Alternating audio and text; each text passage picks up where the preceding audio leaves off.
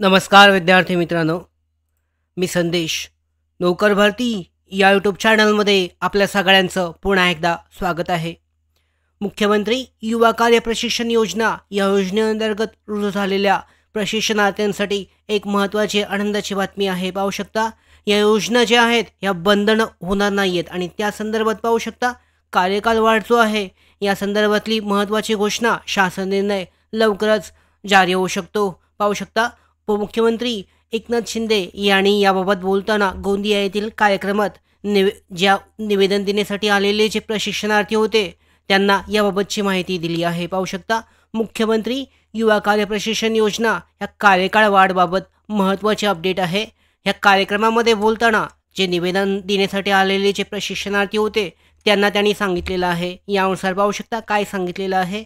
तर उपमुख्यमंत्री एकनाथ शिंदे यांनी गोंदियामधील एका कार्यक्रमात निवेदन देण्यासाठी आलेल्या प्रशिक्षणार्थींना असं सांगितलं आहे की कोणतीही योजना जी आहे शासनातर्फे या अगोदर इलेक्शनच्या कार्यकाळात ज्या इलेक्शनच्या वेळामध्ये जे योजना सुरू करण्यात आल्या होत्या यामधील कोणतीही योजना बंद होणार नाही आहे.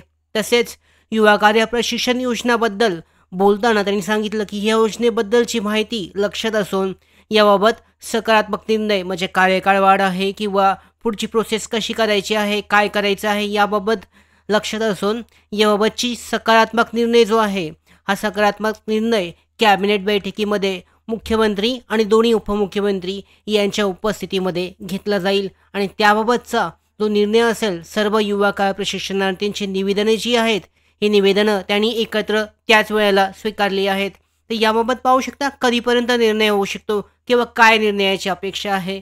तर यामध्ये पाहू शकता उपमुख्यमंत्री यांनी सांगितल्याप्रमाणे कॅबिनेटच्या बैठकीमध्ये हा मुद्दा पहिल्यांदा सर्वप्रथम मांडला जाईल. तर यामध्ये हा मुद्दा मांडल्यानंतर त्यावर चर्चा होऊन त्यामध्ये पाहू शकता एखादा शासन निर्णय जो आहे तडजोडीनुसार एखादा शासन निर्णय हा जारी होऊ शकतो. यामध्ये काय शासन निर्णयाची तुम्ही अपेक्षा करू शकता.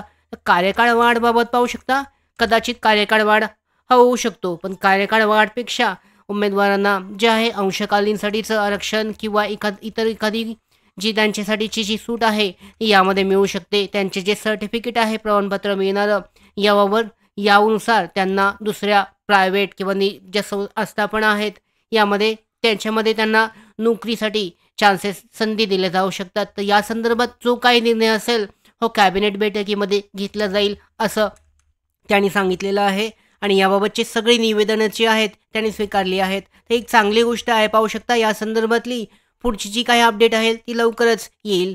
त्याचबरोबर पाहू शकता महत्त्वाचं म्हणजे या प्रशिक्षणार्थींना आत्ता जो जानेवारी महिना आहे हा जानेवारी महिन्याचा पगार अद्यापर्यंत त्यांच्या बँक खात्यामध्ये जमा झालेला नाही आहे. पाहू शकता जवळजवळ 20 आज 21 तारीख असून सुद्धा तो जमा झालेला नाही आहे.